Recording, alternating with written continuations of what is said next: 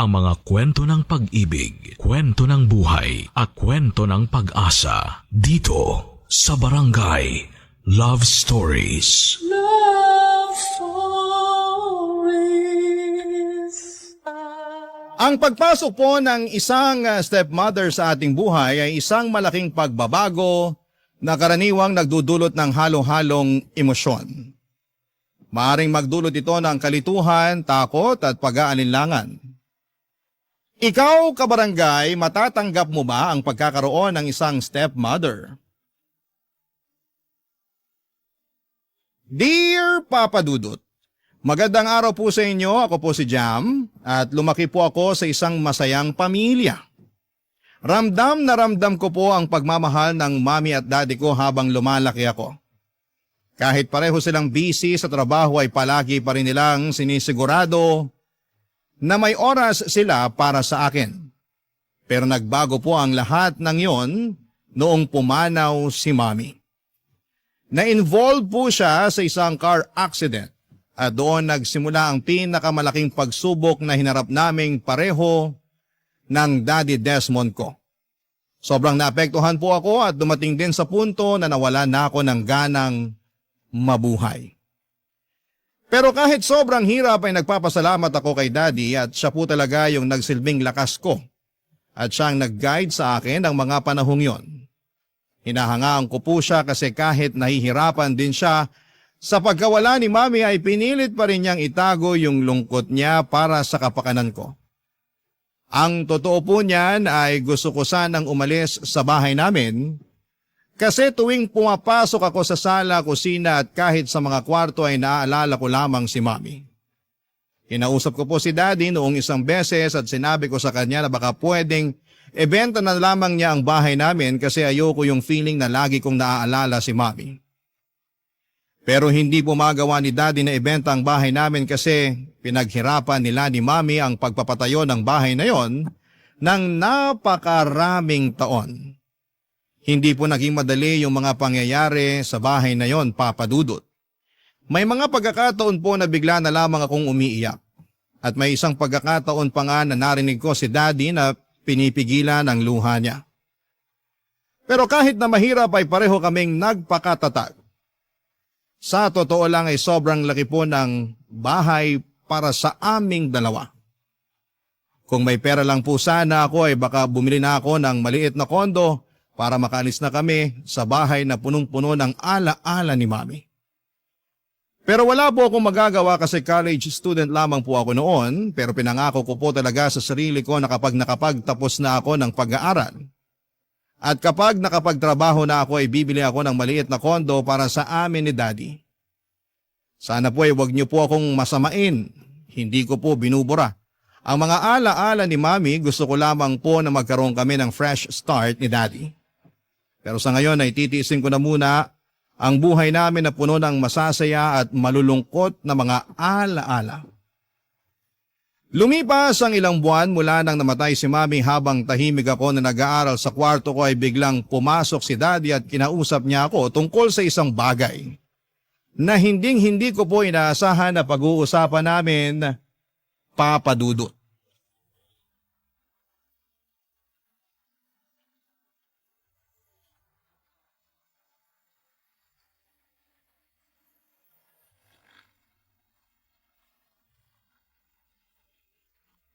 Jam?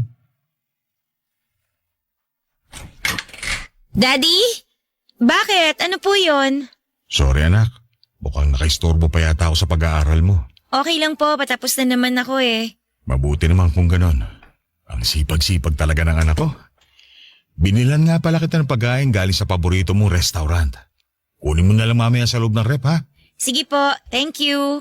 Nga pala, gusto sana kitang kausapin. Tungkol saan po?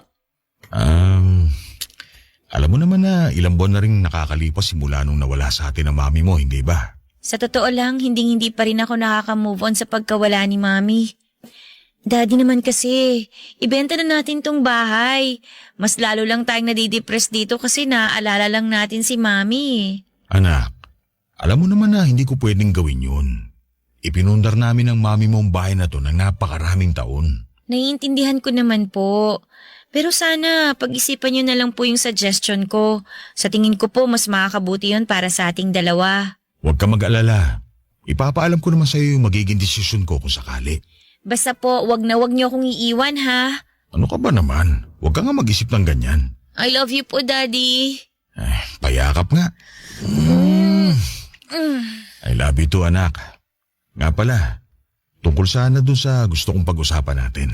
Bakit po? Ano po ba yun? Nakikita ko kasi na nade-depress ka tuwing naaalala mo mami mo. At ganun din naman ako. At sa palagay ko, oras na para magkaroon na tayo ng kasama dito sa bahay. Ano pong ibig niyong sabihin? Kukuha po tayo ng kasambahay? 19 years old na po ko, Daddy. Hindi na po natin kailangan ng kasambahay. Hindi yun ang ibig kong sabihin. Ang ibig ko sabihin, okay lang ba sa'yo kung magkakaroon ka ng bagong mami? Ano? Ganun na lang po ba kadali sa inyong palitan si Mami? Daddy, ayoko. Okay na po ako tayong dalawa lang ang magkasama dito sa bahay. Anak, pakinggan mo muna kasi ako. Sana mabigyan mo ng chance ang tita Vanessa mo. Napakabait niyang tao. Sigurado kung magugustuhan mo siya at magkakasundo kayo. Ayoko! Wala pa nga isang taon simula na mamatay si Mami eh. Hindi ako makakapayag sa gusto niyo mangyari, Daddy. Para din naman sa'yo to eh. Talaga po ba? Para nga ba talaga sa akin yon o para sa sarili niyo? Alam mo naman na lahat ng ginagawa ko ay para sa'yo, hindi ba? Sobrang unfair niyo naman po. Ganun na lang ba talaga kadali palitan si Mami? Hindi ko pinapalitan ng mami mo. At maniwala ka, walang makakapalit o makakapantay sa mami mo. Ang gusto ko lang naman magkaroon ka ng mother figure. Bahala kayo. Basta wag niyo siyang patitirahin dito sa bahay natin. Hindi mo pa nga nakikilala ang tita Vanessa mo pero hinuhusga mo na kagad. Kilalanin mo muna yung tao. Wala nang dahilan para makilala ko pa siya. Kala ko pareho tayong nalulungkot dito sa pagkawala ni Mami. Yun pala nakapag-move on na kayo. Anak, huwag mo naman ako pagsalitaan ng ganyan. Kaya ako nga sinasabi ang lahat ng to sa'yo eh. Kasi gusto kong maging handa ka sa pagdating ng tita Vanessa mo sa buhay natin. Hindi ako makakapayag na pumasok sa buhay natin ng babaeng yon. Jam, please naman. Huwag niyo na po akong pilitin kasi kahit kailan, hindi ko mapapalitan si Mami tulad ng ginagawa ninyo. Sige na, lumabas na kayo sa kwarto ko. Gusto ko na po mapag-isa.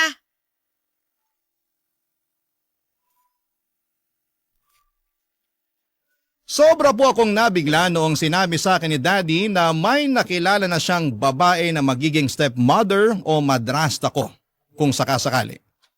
Sobrang unfair kasi Papa Dudut, hindi pa nga ako nakaka-get over sa pagkawala ni Mami tapos ngayon ay ipapakilala na ako ni Daddy sa isang babae na hindi ko naman kaano-ano.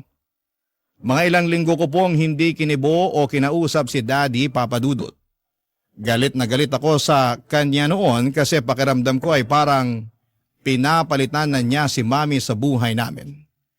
Pero hindi po ako sumuko at hindi po sumuko si Daddy sa pagpapaliwanag sa akin. Sabi pa nga niya, hindi niya ako pipinitin at tanggapin kaagad si Tita Vanessa sa buhay namin. Ang hiling lamang ni Daddy ay respetuhin ko si Tita Vanessa at hayaan ko sana siya na ipakita sa akin na karapat-dapat siya na maging stepmother ko. Sinabi din sa akin ni Daddy na sa bahay na daw titira si Tita Vanessa kasama namin. At as expected ay nag-away naman kami. Nahirapan na nga ako sa ideya ng pagkakaroon ng stepmother, tapos ngayon ay patitirahin niya pa sa bahay. Pero wala rin ako magagawa kasi anak lang naman ako. At si Daddy pa rin ang may karapatan sa bahay namin. Kaya kahit na hindi ako komportable sa pagkakaroon ng stepmother ay may tiwala pa rin naman ako kay Daddy. Kaya makalipas ang ilang araw ay sumang-ayon na rin ako sa desisyon niyang patirahin si Tita Vanessa sa bahay. Naisip ko rin na kung eto yung magpapasaya kay Daddy siguro ay okay na rin yon. Kesa makita o marinig ko siya na palihim na umiiyak dahil sa pagkawala ni Mami. Kaya naman pinaghandaan ko na lamang ang pagdating ni Tita Vanessa sa buhay namin. Sa totoo lang, Papa Dudut, ay hindi ko alam kung ano ang mararamdaman ko. Ang daming emosyon na sumasabog sa puso ko ng araw na yon. Galit, confusion, kaba at kung ano-ano pa. Ang totoo niyan ay ayaw ko sanang tawaging tita si Tita Vanessa kasi hindi ko naman kaano-ano yung tao. Pero si Daddy na mismo ang nakiusap sa akin na tawagin ko siyang tita kaya wala akong naging choice kung hindi ang sundin si Daddy bilang paggalang na rin sa gusto niyang mangyari. Pinigilan ko na lamang yung mga negative na nararamdaman ko at pinili ko na lamang na mag-isip ng positive na mga bagay. Inisip ko na lamang na baka nga tama si Daddy na baka hindi ko dapat husgahan si Tita Vanessa kaagad, lalo na't hindi ko pa naman siya nakikilala. Tinanggap ko na lamang ang sitwasyon kasi alam ko na yung pagtanggap ko kay Tita Vanessa ang magpapasaya sa daddy ko. Naisip ko rin papadudot na ang dami ng pinagdaanan ni Daddy at deserve din naman niyang sumaya kahit papaano.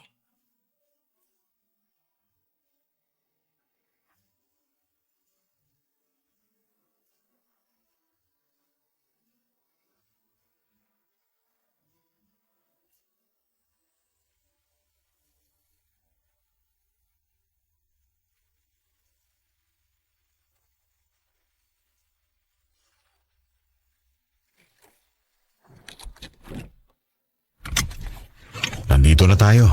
Tara, pasok na tayo sa loob.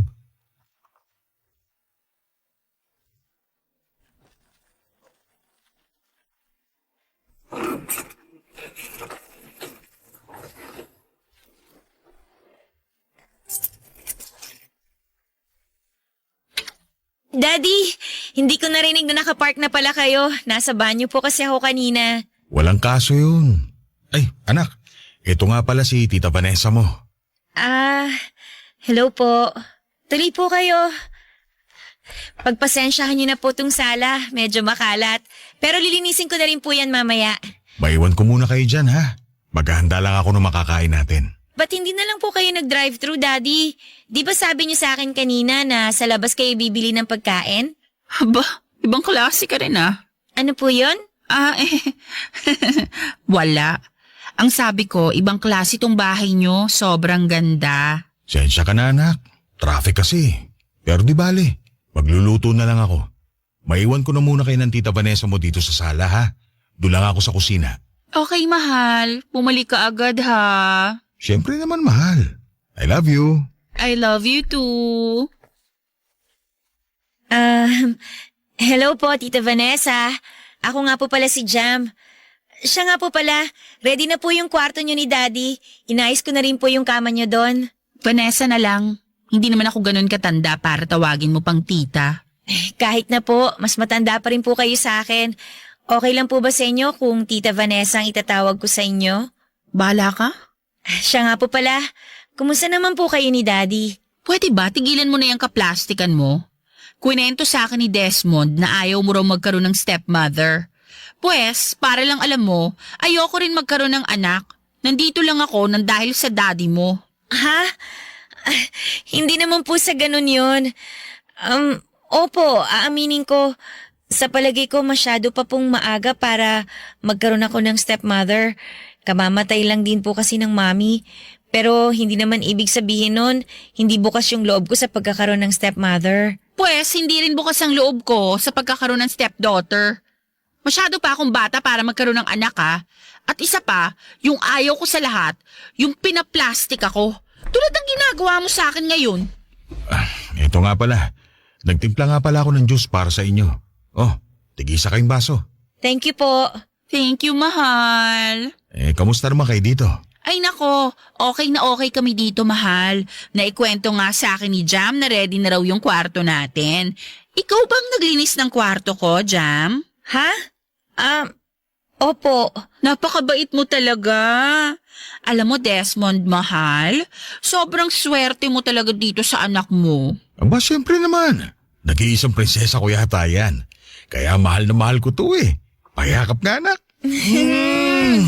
I love you, Daddy. I love you too, anak. Desmond, mahal, yung niluluto mo baka masunog. Ay, oo nga pala. Jam, pakibigay na lang yung password ng wifi natin dito kay Tita Vanessa mo, ha? Opo. O sige, babalik mo na ako sa kusina. Akin na po yung cellphone nyo. Itatype ko po yung password ng wifi namin dito. Huwag ka nang mag-abala pa. Hihingin ko na lang kay Desmond yung password ng wifi mamaya. At isa pa, may data ako, no? Tita, may problema po ba kayo sa akin? Paano kung sabihin kong oo? May magagawa ka ba? Huwag niyo naman po sanang masamain yung mga sinabi ko kay Daddy noon. Ay nako, mukhang wala nang patutunguhan tong usapan na to. Tita, please. Ayokong bigyan ng sakit ng ulo si Daddy. At ganun rin ako. Ayoko rin naman bigyan ng sakit ng ulo si Desmond. Kaya mas mabuti pa mag-iwasan na lang tayo, ha? Sige na, papasok na ako sa kwarto. Babalik lang ako mamaya pag handa na yung niluluto ni Desmond. Asa na nga pala yung susi ng kwarto namin? Nasa akin po, sandali lang. Eto po, oh. Akin na yan. Wala tayong magiging problema kung iiwasan mo lang ako. Kuha mo?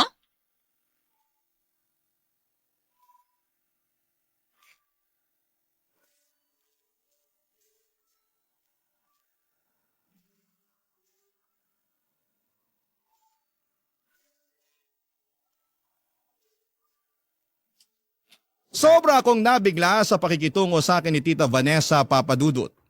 Hindi ko po akalain na impacta pala siya kung umasta. Napag-isip-isip ko nga din po na baka may trauma itong si Tita Vanessa kasi kinikimkim niya talaga ng sobra yung sinabi ko kay Daddy na hindi pa ako ready na magkaroon ng stepmother.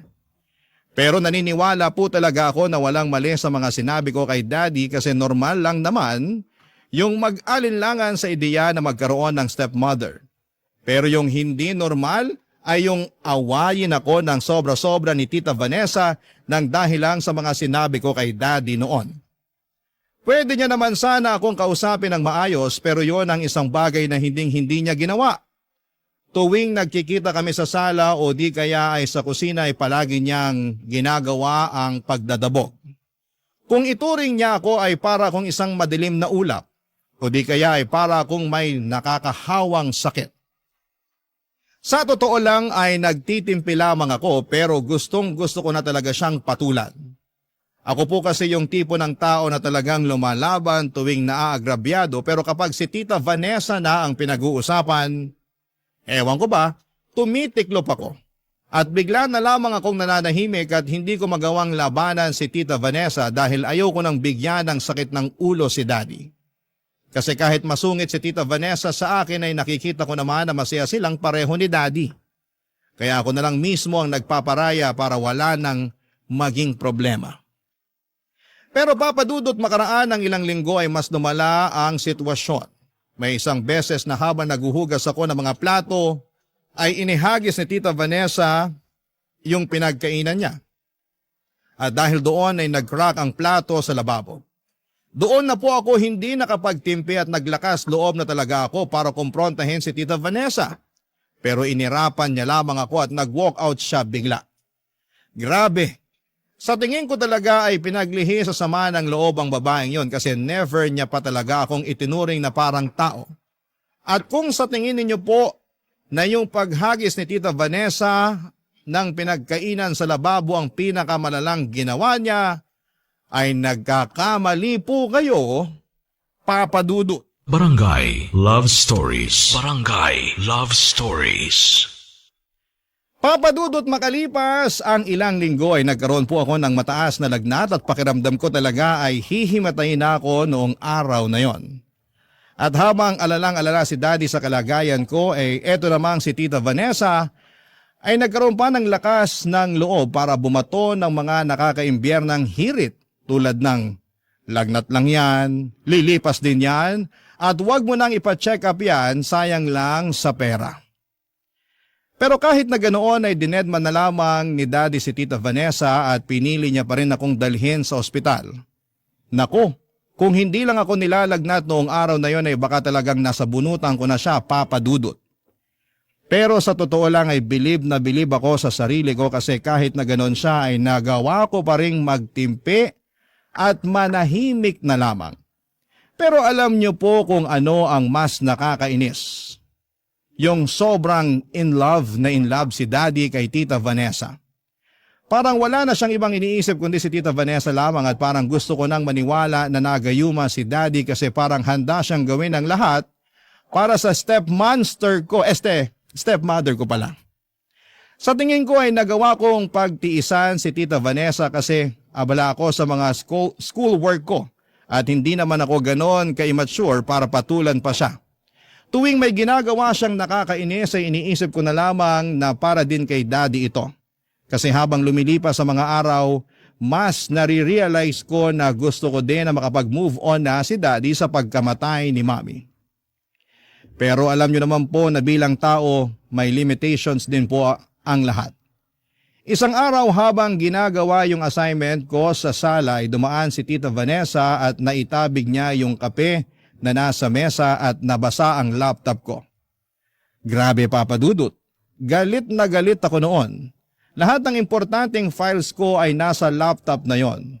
Buti na lang talaga at gumagana pa yung laptop ko noong mga panahon na yon. Yung mga pasimple at nakakainsultong hirit ni Tita Vanessa ay kaya ko pang pagtiisan. At kahit noong inihagis na niya yung pinagkainan niya sa lababo, sinubukan ko pa rin siyang intindihin. Pero yung ginawa niya sa laptop ko ay ibang usapan na yon, Papa Dudut, kasi doon nakasalalay ang pag-aaral ko. Lumabas na yung pagkadragon ako noong araw na yon at tinodo ko na talaga ang pagkumpronta ko kay Tita Vanessa, Papa Dudut.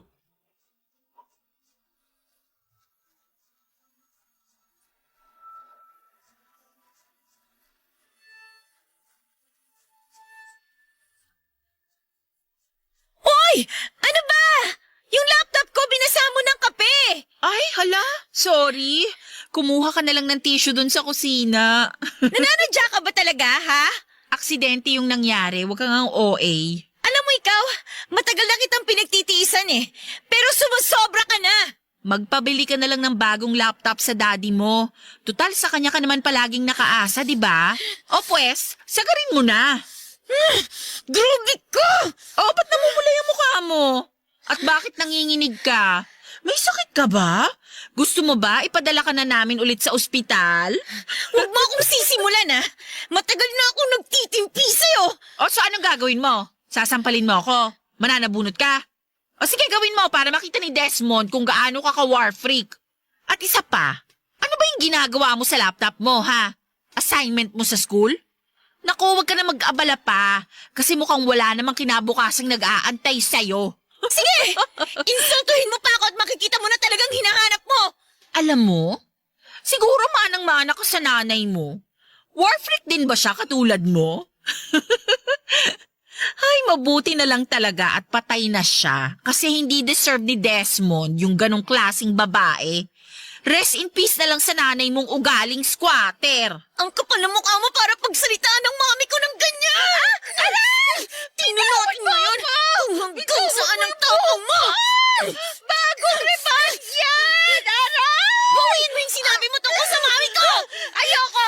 Over my dead body! Aray ko! Bawiin mo sabing sinabi mo eh. Kung hindi uubusin ko tong buhok mo. Ang kapal ng mukha mo. Wala akong ginawa sa'yo para tratuhin mo ako ng ganito. Manigas ka! Wala akong babawiin! Bitawan mo ako, Zobe! Ano ba problema mo? Napakahayop ang babae ka! Matagal ko nang tinis yung pang-aapi mo at pagmamaldita mo sa akin. Pero hindi ko titiisin na pagsalitaan mo ng masama ang mami. Buwisit ka! Wala ka sakaling ina ng mami ko! Desmond! Desmond! Lumabas ka ng kwarto! Tulungan mo ako! Sinasabunutan ako ng anak mo! Aray! Jam! Jam! Itiyon mo nga Tita Vanessa mo! Ano ka ba naman bata ka? Ano ba problema mo? Siya naman ang nauna eh. Tinabig niya yung kape sa laptop ko. Tapos pinagsalitaan niya rin ng masama si mami. Pwede ba, Jam? Kumalma ka! Sinabi ko naman sa'yo na aksidente lang yung nangyari, di ba? At yung tungkol sa mami mo, ang sinabi ko lang naman, sana matahimik na yung kaluluwa niya. So anong masama doon? Kayo mga kabataan ngayon, masyado kayong sensitive. Manahimik ako, nahihirapan ayaw kayong mo busin dalawa ko eh. yung buhok mo. Napakasinungaling mo talaga. Storyteller ka na pala ngayon. Ang galing mo kasi gumawa ng kwento eh. Jam! Tama na yan! Vanessa, mahal. Sige na, pumasok ka na muna sa kwarto.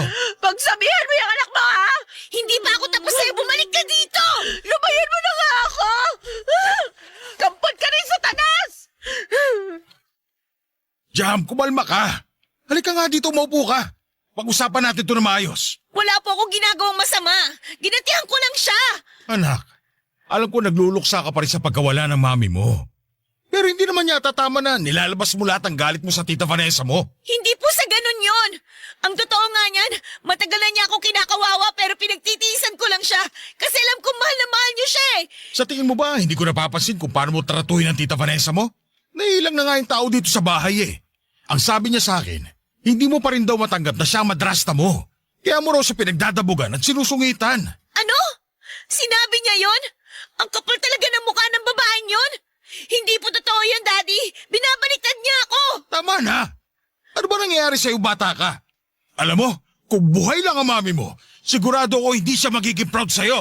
Wala po kayong karapatan para sabihin yan. Anak, I'm sorry. Pero hindi ko na talaga alam kung anong gagawin ko sa'yo eh. Simulat sa pool pa lang, alam kong tutol na tutol ka na sa ideya na magkaroon ng madrasta. Pero kailangan bang umabot pa sa ganito? Nakikinig po ba kayo sa akin? Ako tong minamaltrato niya. Binabaliktad niya yung sitwasyon. Hindi kita pinalaki para magsinungaling. Palagi kong kasama ang tita Vanessa mo. At alam ko hindi kanya magagawang kawawain. Sigurado po ba kayo na kilala niyo siya? Saan niyo po ba kasi napulot ang babaeng yon? Hindi kita pinalaking bastos ha. Malalagpasin ko ngayon yung kawalan mo na respeto. Kausapin mo na lang kami. Paganda ka na humingi ng tawad sa tita Vanessa mo.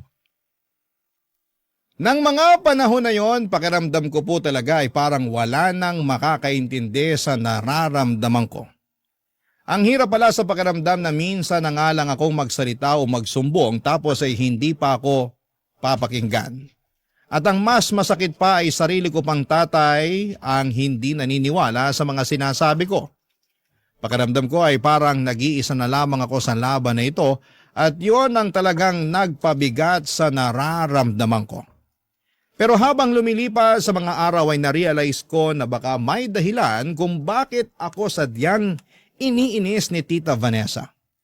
Baka gusto lang niyang makuha ang atensyon ni Daddy nang walang ibang kahati.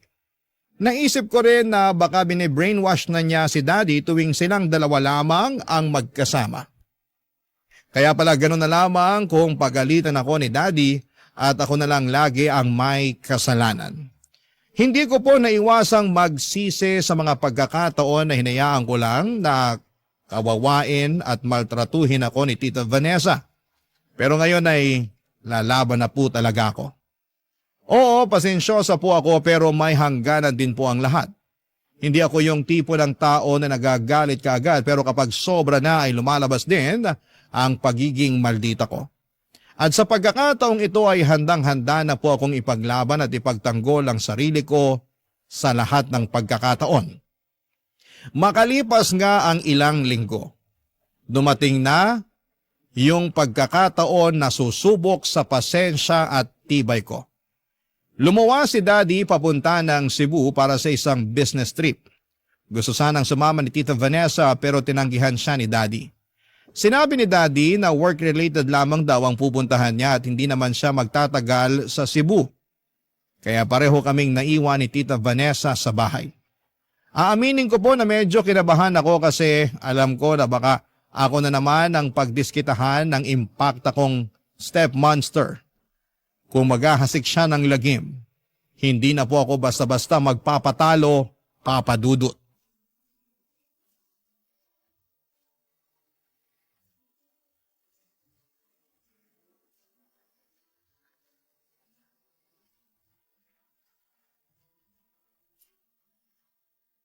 Bantayan niyo itong bahay habang nasa Cebu ako, ha? Syempre mahal, kami nang bahala dito. Di ba, Jam? Jam, anak. Huwag na huwag mong susungitan to si Tita Vanessa mo. Ay nako, hindi na po ako magsasalita.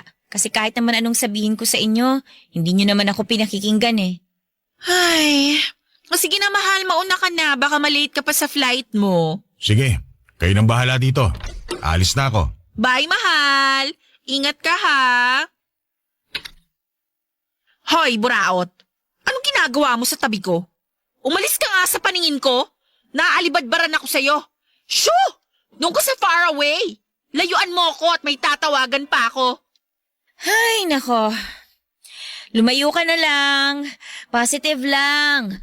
Huwag kang mananabunot at huwag mo nang patulan yung plastic na yan. Mas nakakatanda pa rin Besh, sa'yo yan. ano na?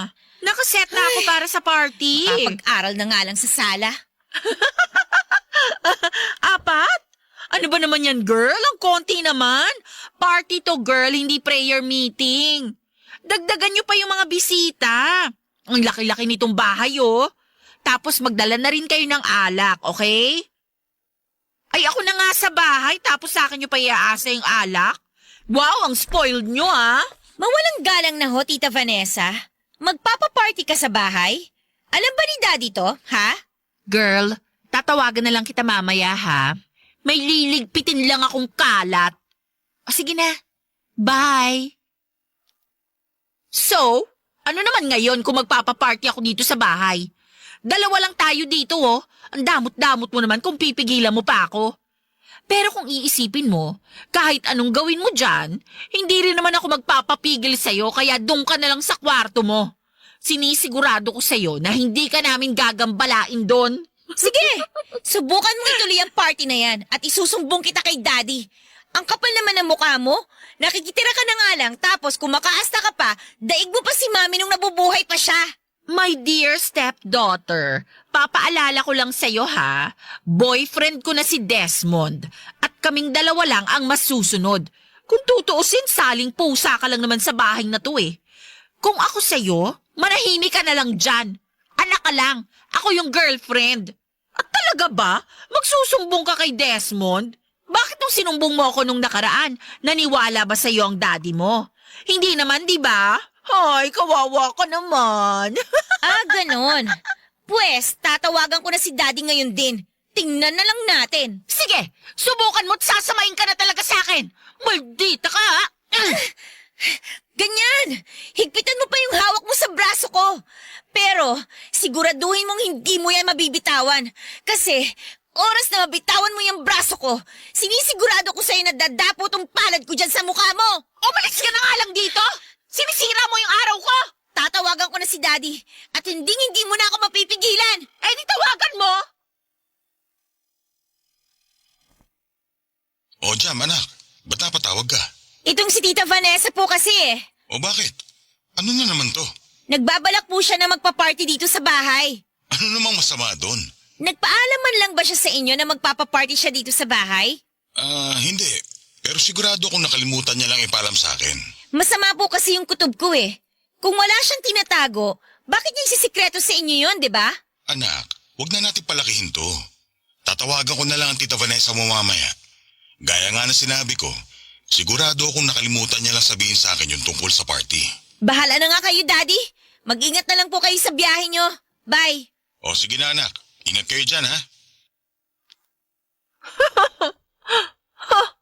O ano, naniwala ba sa'yo si Desmond? Hindi, di ba? Sabi ko naman kasi sa'yo eh, nag-aaksaya ka lang ng laway mo. Tapatin mo nga ako. Ano bang pinagsasabi mo kay Daddy tuwing wala ako? Nakakapagtaka lang kasi na ganun ka na lang kung ipagtanggol ni Daddy. Ano, ginayuma mo ba siya? Hindi ko na kasalanan kung mas pinaniniwalaan ako ni Desmond kesa sa'yo. Paano ba naman kasi? Palagi kang nagtataray sa harapan niya. Naiinis lang naman ako kay Daddy nang dahil na rin sa'yo. Lumayo na nga ang loob niya sa akin simula nung pumasok ka sa buhay namin eh. Pwes, problema mo na yon. Doon ka na nga sa kwarto mo. Maghahanda pa ako para sa party namin dito sa bahay mamaya. Huwag na huwag kang lalabas ng kwarto mo ha. Ayoko masira ng bad vibes mo, yung party ko.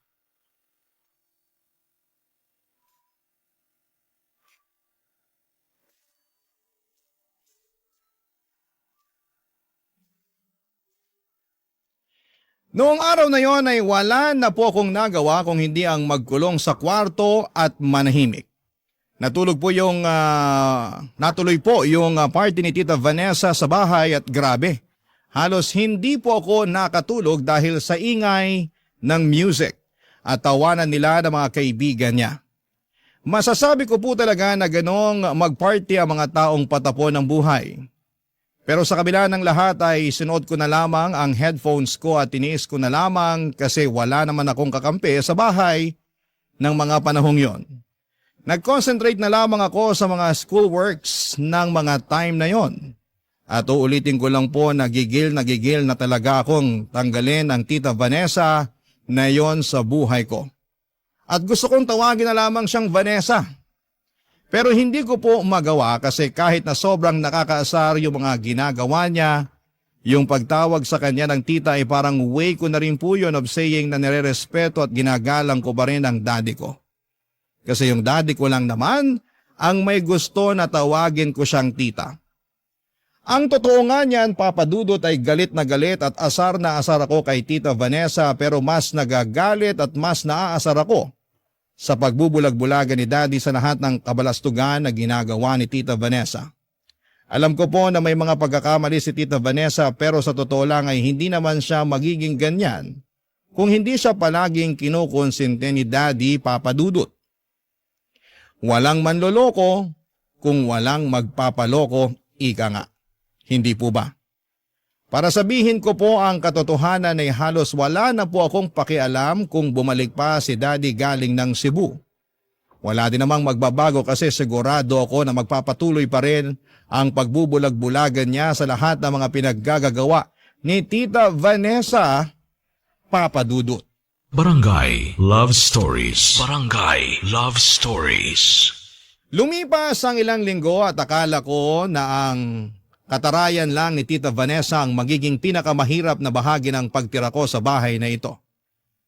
Pero nagkamali po ako, Papa Dudut, habang tumatagal ay mas lalo pang lumalala ang sitwasyon. Sa paglipas ng mga araw, may mga gamit na nagsisimulang mawala sa bahay. Noong una, iniisip ko na baka na-misplace lang, Papa Dudut, pero habang tumatagal ay mas lalo kong napapansin na mas dumadami na ang mga nawawalang gamit. Tulad ng mga sapatos ni Daddy at pati yung extra electric fan namin na inilalabas namin kapag mainit ay nawawala na rin. Pati na rin ang mga kutsara at tinidor, kung dati buo at kumpleto ngayon ay kulang-kulang na rin. Nang mga panahon na yon ay malakas talaga ang loob ko na si Tita Vanessa ang salarin sa pagkawala ng mga gamit sa bahay. Pero nawala na po ako ng gana na magsumbong kay Daddy noong time na yon kasi baka ipagtanggol niya lang si Tita Vanessa. At wala rin sa isipan ko noon na kausapin si Tita Vanessa kasi wala namang magnanakaw na umaamin sa ginawang kasalanan. Pero habang padami ng padami ang mga nawawalang gamit ay napagpasyahan ko na hindi ko na pwedeng palampasin po ito. Kinailangan ko na talaga, Papa Dudut, na kausapin si Tita Vanessa, kaya nga't minabuti ko na lamang na kumprontahin siya tungkol sa mga napapansin ko. At isang gabi noong lumabas ako ng kwarto, mas pinadali ni Lord ang trabaho ko kasi nahuli ko si Tita Vanessa sa akto. Nakita ko siya sa sala na may daladalang bag habang kinakalkal ang laman ng mga drawer, Papa Dudut.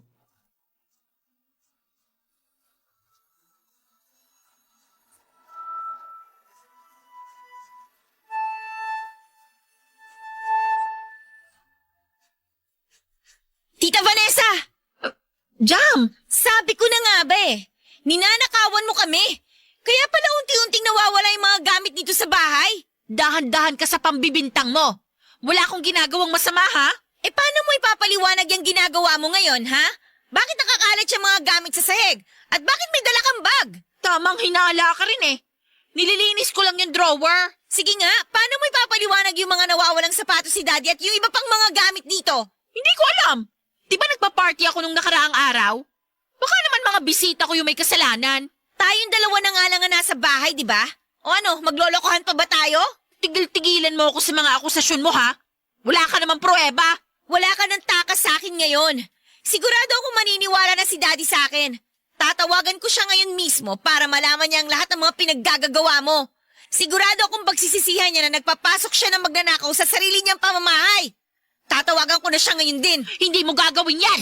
Akin na tong cellphone mo. Bitawan mo nga yung cellphone ko. Manahimik kang bratinela ka, ha? Bistado na Sabing kita. ibigay mo sa akin tong cellphone mo. Bitawan mo! Yung cellphone ko! Tinan mo yung ginawa mo, oh?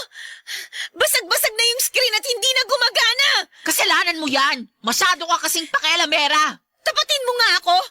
Mahal mo ba talaga yung daddy ko? Ano pa talagang intensyon mo sa kanya, ha?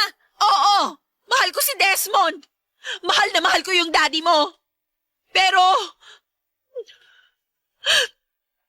may sakit kasi yung mama ko at tumataas na yung bayarin namin sa ospital. Kaya ako lang naman nagawa to kasi wala akong choice. Sigurado ako na ganito din ang gagawin mo kung ikaw ang nasa kalagayan ko ngayon. Hindi mo naman kami kailangan pag nakawan eh. Bakit hindi ka humingi na lang ng tulong kay Daddy? Ayoko kasing maging pabigat sa daddy mo. Naisip ko rin kasi na mas mabuti na yung kunin ko ang gamit na hindi nyo naman masyadong ginagamit at ibenta kaysa naman abalahin ko pa yung daddy mo.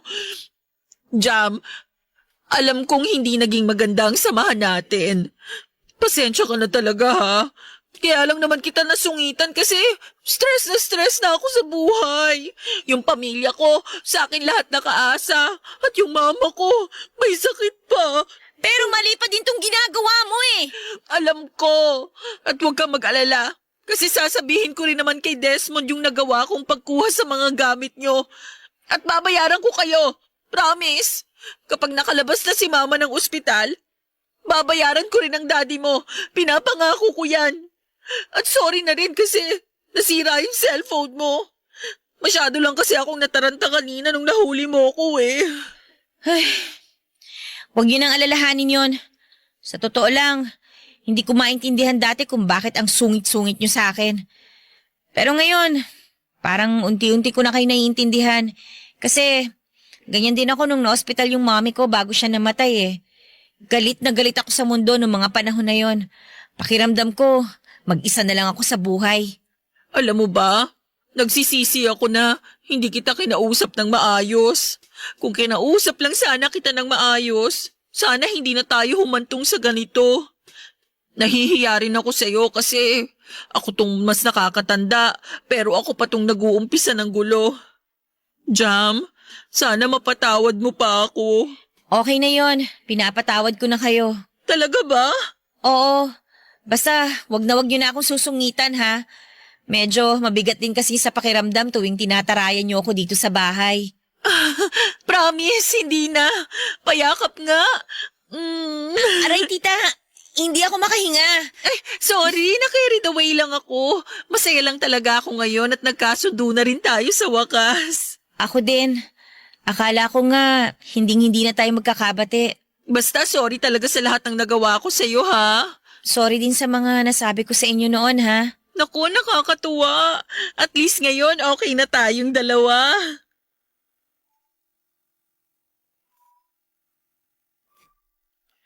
Papadudot, gumaan po ang pakiramdam ko noong araw na yon at sobrang saya ko po kasi hindi ko na akalain at darating pala yung araw na magkakabati kami ni Tita Vanessa. Alam ko po na marami na siyang nagawa na kagagahan lalong-lalo na po sa akin. Pero pakiramdam ko ay naunawaan ko na siya nung kinuwento niya sa akin na ospital ang mama niya at sa kanya pa pala nakaasa ang pamilya niya. Mas lalo din po akong na-excite sa pagbabalik ni Daddy galing ng Cebu kasi sigurado ako na pagdating niya, makikita at mararamdaman na niya na walang tensyon dito sa bahay. Sa tingin ko po ay mas magiging masaya siya sa akin at sana'y magtuloy-tuloy na ang magandang samahan namin bilang isang pamilya. Pero yun lang po, may maliit na aberya. Habang nasa Cebu kasi si Daddy ay hindi ko na siya matatawagan kasi nasira yung cellphone ko. Napaka-frustrating po noon lalo na at gusto ko pang makipag-communicate sa kanya. Mabuti na lang po at may nakatago akong ipon sa tokador ko. Isang bagay kasi na itinuro sa akin ni Mami noong nabubuhay pa siya ay yung mag-ipon dahil hindi mo talaga alam kung kailan mo kakailanganin. At totoo nga po kasi sa wakas ay nakabili ako ng bagong cellphone gamit ang naipon kong pera galing sa allowance na ibinibigay sa akin ni Daddy. Akala ko po papadudot ay magtutuloy-tuloy na yung maganda naming samahan ni Tita Vanessa. Pero isang araw, nang tatawagin ko na sana siya sa kwarto niya para kumain ay narinig ko siya na tumatawa. Akala ko nakikipagtsekahan lang siya sa mga kaibigan niya pero nang pumunta po ako malapit sa pintuan niya ay narinig ko siyang tinatawag yung kausap niya sa cellphone na babe. At doon po ako nagulat. Parang bigla akong natameme at na-shock. Pero malakas talaga ang kutob ko na may ginagawa na namang kaduda-duda itong si Tita Vanessa kaya tinapangan ko na po ang loob ko at hinanda ko na ang sarili ko para kausapin siya sa pangalawang pagkakataon. Pero sobrang gulat ko na lamang po kasi nung binuksan ni Tita Vanessa ang pintuan ng kwarto ay nakita ko na may dala-dala siyang maleta, Papa Dudut.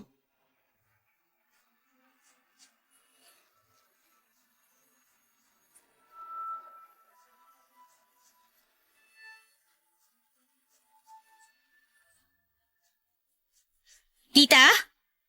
Oh, bakit may dala kang maleta? Ano to? Pinapasunod kasi ako ng daddy mo sa Cebu. Bakit kanya papupuntahin ng Cebu? Sa makalawa na yung flight ni Daddy pabalik dito sa Manila. May hindi ka sinasabi sa akin. May kausap ka kanina sa cellphone na. Sino yon? Ha? Narinig mo yun?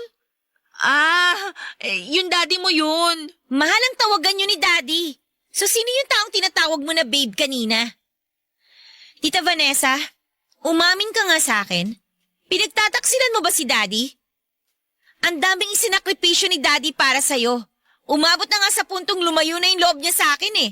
Kasi ikaw itong palagi niyang pinapanigan. Tapos, lolokohin mo lang siya? Wala na akong panahon makipag-usap sa'yo. Aalis na ako. Hindi ka aalis! Ano binabalak mo, ha? Siguro hindi na naman alam ni Daddy itong balak mo umalis sa bahay, no? Jam naman! Ba't may dala-dala kang maleta, ha? Sumagot ka! Gusto kasi ng mama ko na dalawin ko siya sa ospital. Ha?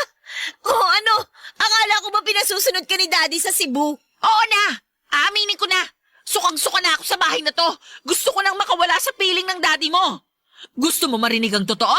Napaka-boring ni Desmond sa kama. Kung hindi dahil sa pera niya, malamang matagal ko na siyang nilayasan. Ibang klase!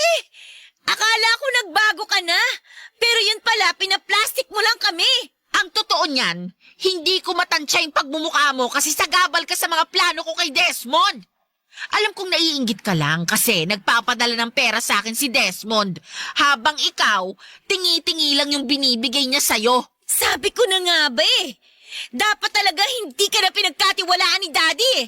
Nanakawan mo na nga kami, tapos pineperahan mo pa si Daddy. Pwes, wala ka nang magagawa doon. Kasi lalayas na ako at hindi mo na ako makikita kahit kailan. Hindi ka aalis! Dito ka lang hanggang sa malaman ni Daddy yung panlalokong ginagawa mo sa kanya!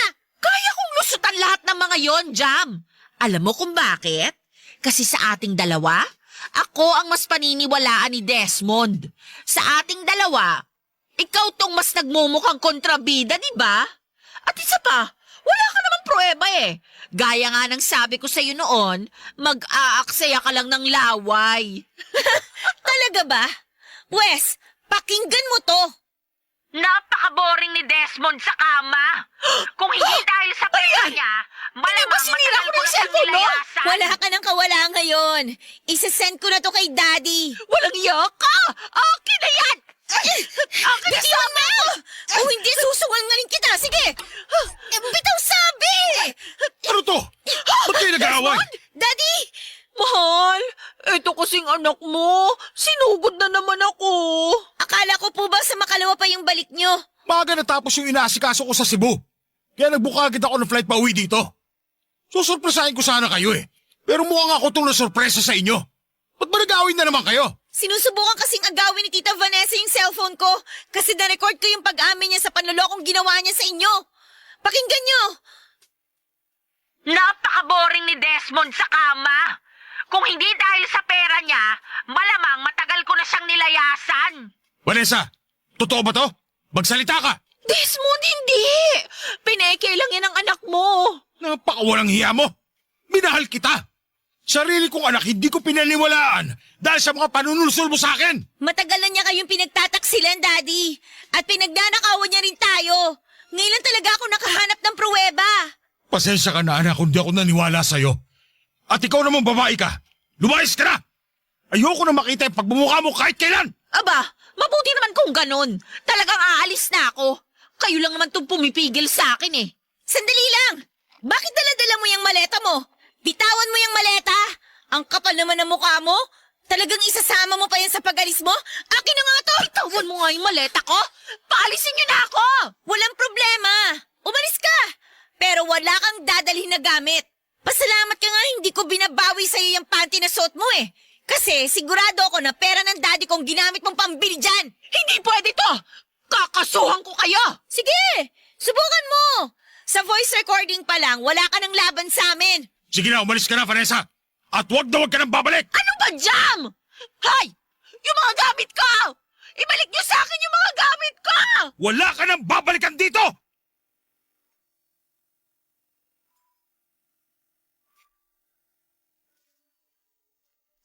Papa Dudut, sobrang sayo ko po ng araw na yon kasi ramdam na ramdam ko na bumalik na yung closeness namin ni Daddy. Pero grabe, ang dami ko pong pinagdaanan bago ko ulit nakuha ang tiwala ni Daddy. Sa totoo lang, si Daddy po mismo ay nagsisisi kasi hindi agad niya ako pinagkatiwalaan. Pero okay lang po yon sa akin at napatawad ko na rin siya. At si Tita Vanessa naman po ay nalaman na lang namin sa balita na isa palang scammer. Modus operandi pala niya ng boyfriend niya na mang-scam ng mga tao. At malamang yung boyfriend niya na yon ay yung taong tinatawag niya na babe noong siya ay nag-iisang napakinggan ko sa kwarto. Noong huli ko siyang nakita sa balita ay pareho silang nakakulong ng boyfriend niya at sobrang saya namin ni Daddy noong napanood namin yon. At least, nawala nang magiging biktima si Tita Vanessa at hindi na siya makakapanloko pa ng ibang tao. Pero ang mga nangyaring yon ay nagbigay sa akin ng aral at nagpa-realize sa akin na kahit papaano ay may trauma pa pala na iniwan si Tita Vanessa sa daddy ko. Kasi hanggang ngayon ay wala pa rin siyang girlfriend at buong puso niya na lamang na ibinuhos ang lahat ng atensyon at pagmamahal niya sa akin. Sana po balang araw ay makahanap si Daddy ng babaeng magmamahal sa kanya ng tapat, yung hindi siya sasaktan o lolokohin. Papa Dudut, maraming salamat po sa pagbibigay sa akin ng pagkakataon na maipadala ko sa inyo ang sulat na ito. Nang dahil po sa inyo ay na-express ko ang mga nararamdaman ko. Maraming salamat po ang inyong forever kapuso at ka-barangay Jam. Ako, gigil na gigil talaga ako sa nangyayari sa kwento natin. O ikaw, kabarangay, kumukulo rin ba dugo mo? Pwede kang mag-iwan ng comment sa ating comment section.